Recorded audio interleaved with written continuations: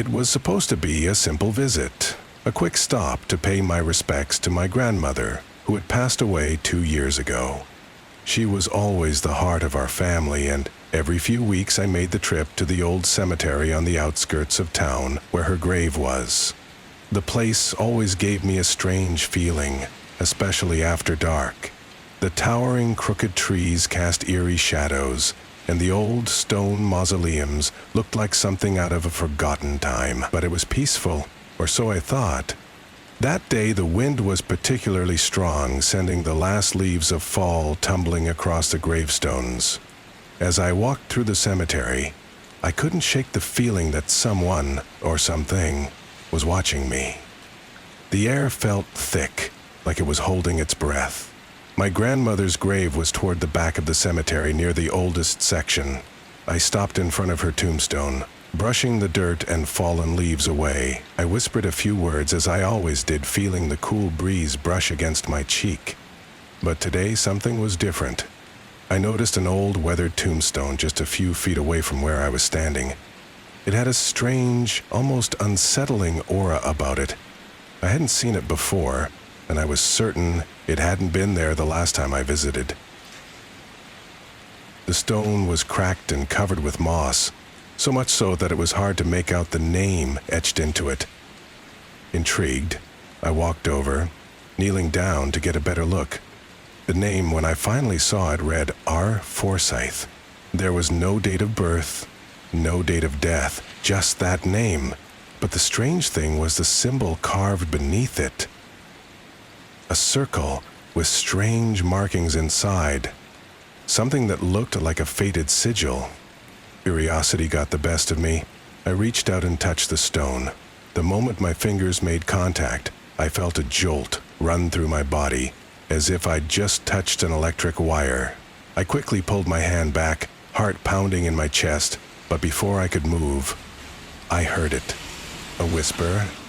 It was soft at first, almost inaudible, but as the wind picked up, the voice grew clearer. It was calling my name. Emily. I froze. The voice was familiar, but not in any way that comforted me. It wasn't my grandmother's voice. It was something else, something darker. I glanced around, but there was no one else in sight.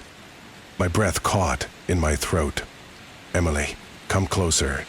I took a hesitant step back, my heart racing, but before I could turn to leave, I heard another whisper. This time, it was coming from directly behind me. Don't leave. I need your help. Panic shot through me. I spun around, but there was no one there. I glanced at the tombstone again, and that's when I saw it.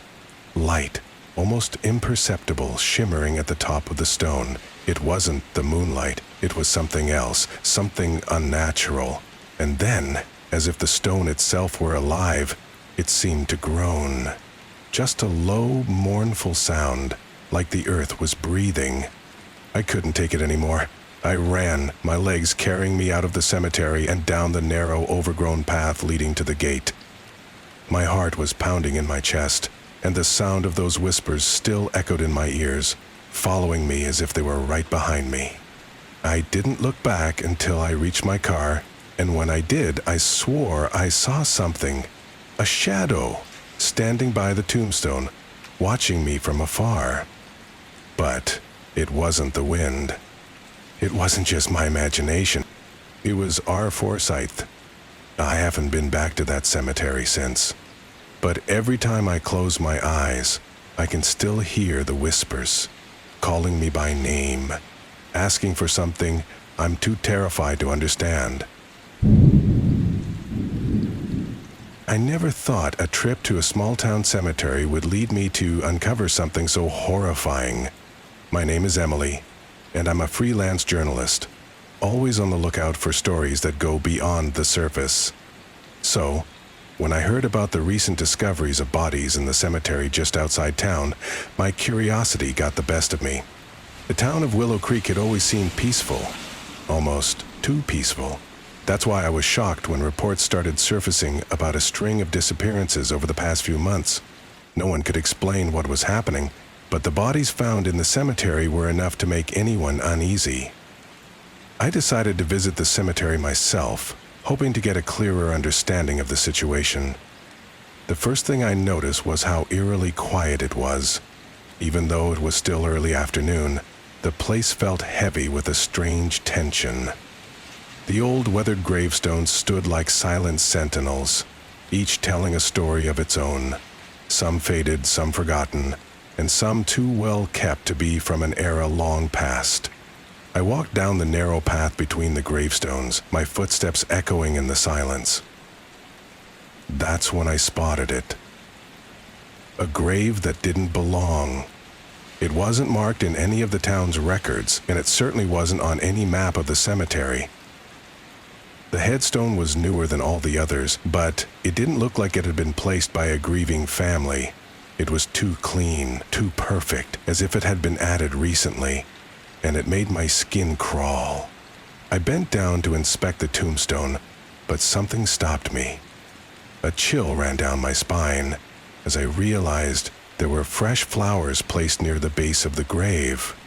They weren't wilting, and the scent was still strong, as if someone had been there just hours before. No one was supposed to visit the cemetery that often, at least not with any regularity. I took a step back and scanned the area. That's when I saw him, a man, standing at the far corner of the cemetery, just watching me. His figure was hidden mostly in the shadows, but I could feel his gaze on me. My heart raced. I wasn't sure if it was my nerves getting the best of me, but something didn't feel right. I quickly snapped a photo of the grave to document it, but when I turned back, the man had disappeared. I tried to shake off the feeling of being watched, but it lingered. My instincts told me I was getting too close to something dangerous. I decided to leave, but as I turned to walk away, I heard something. A faint sound, like a whisper carried on the wind.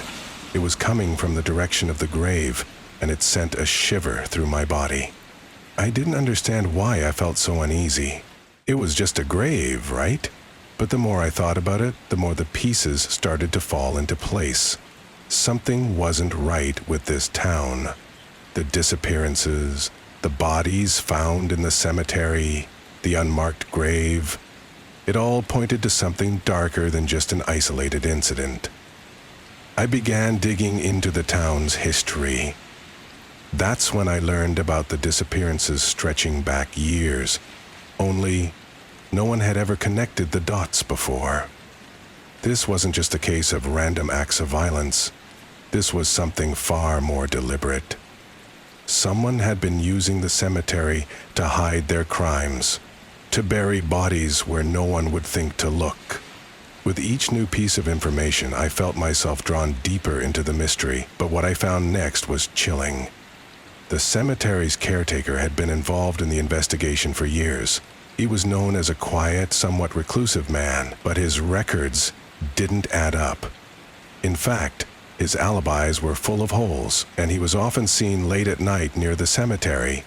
Could he be involved in these disappearances? The more I learned, the more it became clear. Someone in this town had been hiding their dark secret under the cover of the cemetery for far too long. I kept pushing for answers, but the closer I got, the more resistance I faced. People were afraid to talk, and the truth, I realized, was buried deep beneath layers of fear and silence. But one thing was certain: the cemetery wasn't just a place for the dead. It was a hiding place for something much worse. Someone who had been living among the townsfolk, their twisted actions hidden beneath a mask of normalcy. As I sat at my desk, looking over my notes, a realization hit me. I wasn't just uncovering a story. I was uncovering a killer. And worse, I might be getting too close to finding out who. I remember that night like it was yesterday. One of those nights when the air feels thick and the moon hangs low, casting shadows across the landscape. My friends and I had heard the stories about the old cemetery on the outskirts of town, the one people said was haunted, and we were determined to check it out for ourselves. There's always that rush of excitement when you're exploring something forbidden, something that has a reputation. We weren't scared, or at least, That's what we told ourselves as we made our way through the iron gates. The cemetery was quiet, almost too quiet.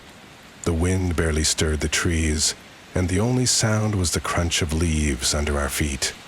We passed row after row of old gravestones, some weathered with age, others barely visible in the dark. The place had an eerie stillness to it, but we pushed on, making jokes to keep the tension at bay. It wasn't long before we found it, the unmarked grave. It was tucked away in a corner of the cemetery, almost hidden behind a thicket of bushes.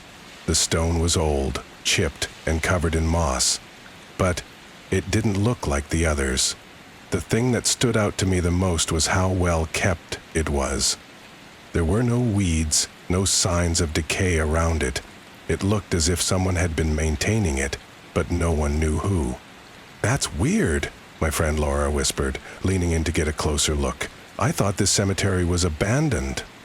I agreed. Something didn't feel right about it, but I couldn't put my finger on it.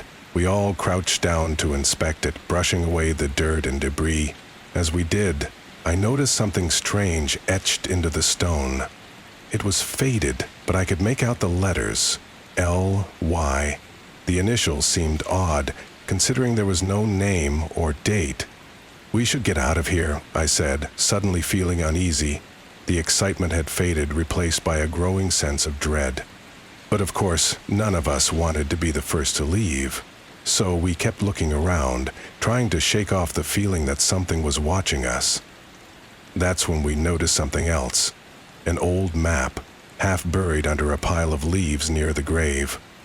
I pulled it out, hoping it would offer some explanation. The map was of the cemetery, but the grave wasn't on it. In fact, there were areas marked on the map that didn't exist anymore. I could feel my heart rate pick up. Something about this didn't sit right with me. We debated whether we should leave, but curiosity got the best of us. We started looking for more clues, following the trail the map led us to. It didn't take long before we stumbled across something shocking. A small, abandoned house on the edge of the cemetery. The windows were boarded up, and there was a faded sign near the door, barely readable. But the letters I could make out sent a chill down my spine. L.W. Memorial. That was when it hit me. The initials from the grave, the ones carved so carefully into the stone, were the same as the ones on the house. I started piecing it all together. Years ago, a family had lived in that house. They'd been well known in the town, but there were rumors that they had disappeared without a trace. The more I thought about it, the more it all made sense. The family had lived on the edge of the cemetery, and somehow their house, their story, had been erased from the town's history. But why? And why were the grave and the house tied to each other? My mind raced with questions, but I knew I had to leave before I found out any more. We all agreed it was time to go, but as we turned to leave, I noticed something. A figure, just for a split second, standing near the edge of the cemetery. I blinked, and they were gone.